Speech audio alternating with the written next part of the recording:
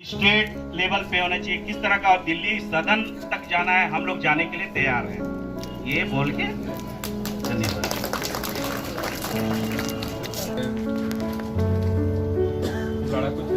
साथी एनपीएस तो बुरा है, अगर आप लोगों की खामोशी बोलना सीखिए, वरना आपका बुढ़ापा गूंगा हो जाएगा।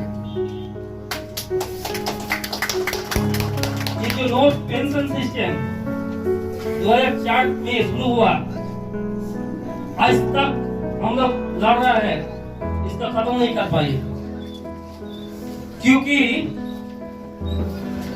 अभी जो कांग्रेस इसका मुहिम शुरू किया है एनपीएस को खत्म करके ओपीएस को रजिस्टर करने के लिए, मगर हमारा जो गवर्नमेंट सेंट्रल में बैठा है,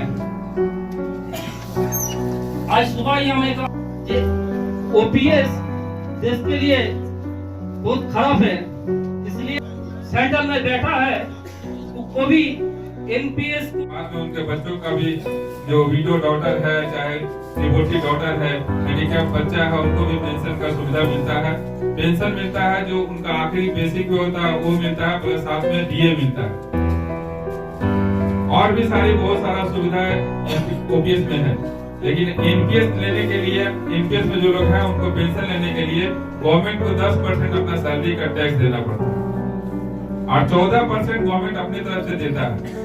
ये 14% गवर्नमेंट क्यों अपनी तरफ से दे रहा है, भी आपको सोचने का विषय है। आपका 10% है, गवर्नमेंट का 14%।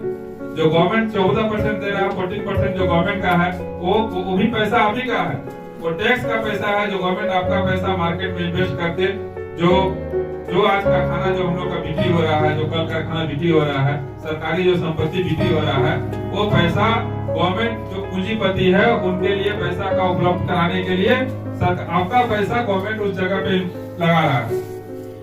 तो जागरूक होना आदमी को।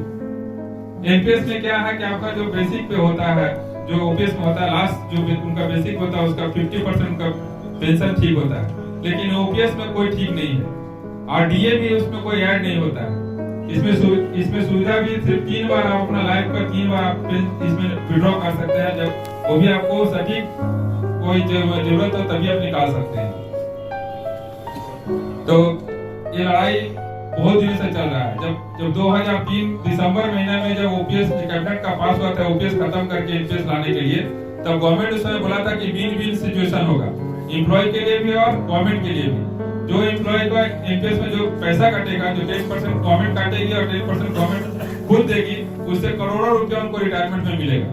लेकिन जब पहला रिटायरमेंट एनपीएस में हुआ, तो जो महिला रिटायर की थी, महिला टीचर रिटायर की थी, उनको 946 रुपया पेंशन मिला था। आप सोच सकते हैं, एक वृद्धा पेंशन भी अगर मिलता है तो 1000 रुपया का वृद्धा पेंशन है, तो उस महिला को शायद वृद्धा पेंशन लेने में ज्यादा फायदा होता बनस्पत की जो एनपीएस का पैसा लेने से। तो ये सारी समस्या है। एनएफआईआर इस सब समस्याओं को लेकर शुरू से लड़ाई कर रहा है। उसका लड़ाई के कारण ही आप देखिएगा, जो एम्प्लॉय जिनका देहांत हो जाता है, जो मेडिकल अनफिट हो जाते हैं, उनको जो ओपीएस के बराबर ही पेंशन मिलता है, लेकिन वो पेंशन लेने के लिए भी उनको दौड़ भाग करना पड़ रहा है। हर महीना एक बिल सेंक्शन होता है, बिल सेंक्शन होगा तभी उनको पेंशन मिल रहा है। आपका जो मौत के बाद भी जो एम्प्लॉय डेथ कर जा रहा है, उसके बाद भी उसके परिवार को कितना कष्ट सहना पड़ रहा है, इस सब सोच के एनएफआईआर लड़ाई पे उतरा है।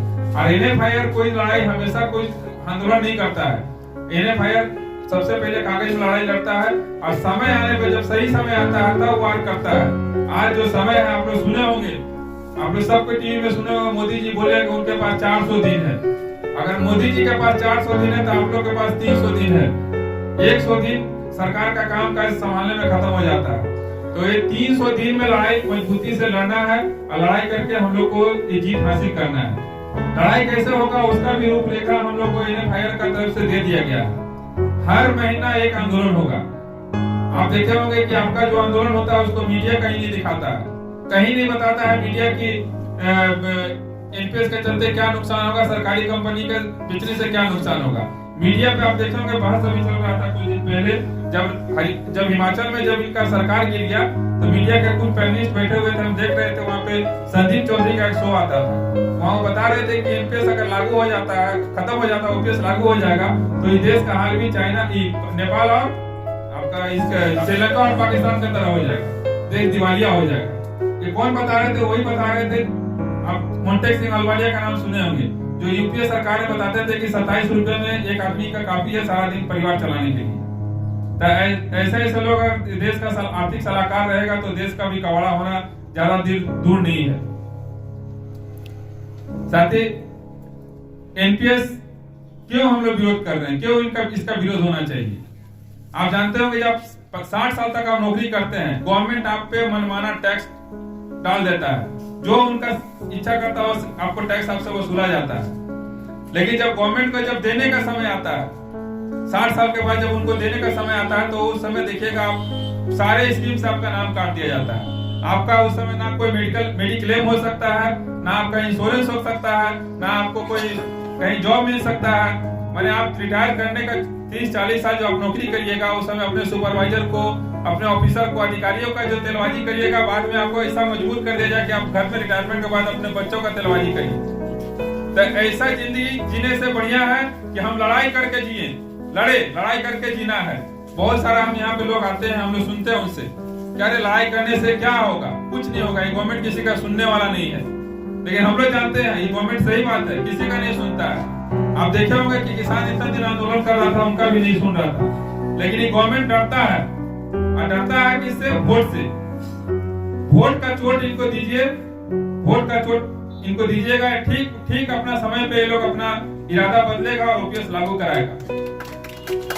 तो राम बाबू एक बोल रहे थे, हम भी इसी पे एक बार बोलना चाहते हैं कि रख हौसला वो मंजर भी आएगा, प्यासे के पास चलकर समंदर भी आएगा, बैठ मंजिल के मुसाफिर, ओपीएस मिलेगी और पेंशन लेने का मजा भी आएगा। साथ ही हमारा प्रोग्राम 1 साल का, सितंबर तक का हमारा प्रोग्राम किया हुआ है। शाहिद आपको विस्तार में बता चुके हैं, जनवरी से हम लोग शुरू किए थे। हम लोग बता रहे थे कि जो गवर्नमेंट है, इस गवर्नमेंट का जो मीडिया है वो आपका खबर नहीं दिखाएगा, इसीलिए हम लोग पिछले महीने एक कैंपेन चला रहे थे कि 2023 इंडिया को बनाएंगे एनपीएस फ्री, और दूसरा जो ओपीएस लागू बहाली का बात करेगा वही देश पे राज करेगा। We demand scrap NPS, restore OPS.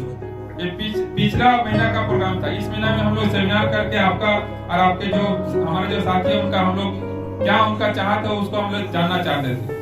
अगले महीने हम लोग का हर महीने प्रोग्राम है। जुलाई महीने में पूरा यूनियन, जो देश का जितना भी यूनियन है, सब यूनियन मिलकर संसद का घेराव होगा। 5 लाख एम्प्लॉय संसद घेराव करेगा। अगर उसके बाद भी अगर गवर्नमेंट नहीं सुनता है तो रेल बंद, पूरा देश में हड़ताल होगा, रेलवे का भी स्ट्राइक होगा। उस चीज की तैयारी के लिए आप लोग को यहाँ बुलाया गया है। आप लोग अपना माइंड सेट करिए कि उस जब बंद बुलाया जाएगा तो कोई भी आदमी ड्यूटी नहीं जा सके, कोई भी आदमी अपने घर से नहीं निकले, पूरा देश को स्तब्ध कर देना है। ये शक्ति हम लोग में लाना है। इस कारण मीटिंग बुलाया गया है। हमारा नेतृत्व बहुत मजबूत है। आज जब इतना भी नहीं, आपके साथ सिर्फ रेल नहीं है, रेल के साथ आपका देखिएगा बैंकिंग है, आपका ट्रांसपोर्ट है, जो टीचर्स का है, सारा स्टेट गवर्नमेंट का एम्प्लॉय सब साथ में आ रहा है। ये प्रचार बहुत लंबा चलेगा, नीचे स्तर तक ले जाना, गांव का, घर तक, सबको बोलना है। ये नहीं कि सिर्फ हम लोग को सिर्फ जागरूक करना है, आपको इसको सारा जगह फैलाना है, सबको बताना है कि क्या हम लोग करने जा रहे हैं, इससे नुकसान क्या होने वाला है, इसका नुकसान भी सबको बताना है। साथ ही समय बहुत हो चुका है। आप जो बहुत सारे लोग जो बोलते भी थे कि जो एनपीएस नहीं खत्म हो सकता है, अगर किसान लड़के, किसान के पास अगर उनके पास कोई मजबूत संगठन नहीं था, कुछ ये भी नहीं था, ऑर्गेनाइज नहीं थे, अगर वो लड़के अपना अधिकार हासिल कर सकते हैं, अपना जो उनका जो हक है वो हासिल कर सकते हैं, तो हमारा तो संगठित है। आज अगर एनएफआईआर और दूसरे जो संगठन है जो पूरा देश में जो ऑर्गेनाइज है, अगर एक साथ एक जैसा आंदोलन करेंगे तो उसका असर देश में दिखाई देगा। और इस घड़ी के लिए, इस समय के लिए आप लोग को बुलाया गया है। आप लोग इस आंदोलन के लिए तैयार रहिए। यही बोल के अपना वक्तव्य समाप्त करते हैं। जय हिंद, वंदे मातरम।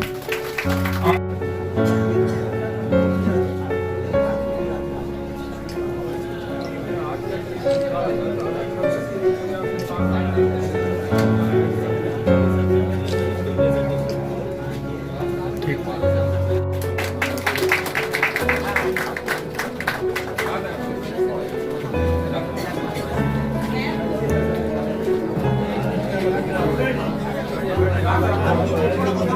Ini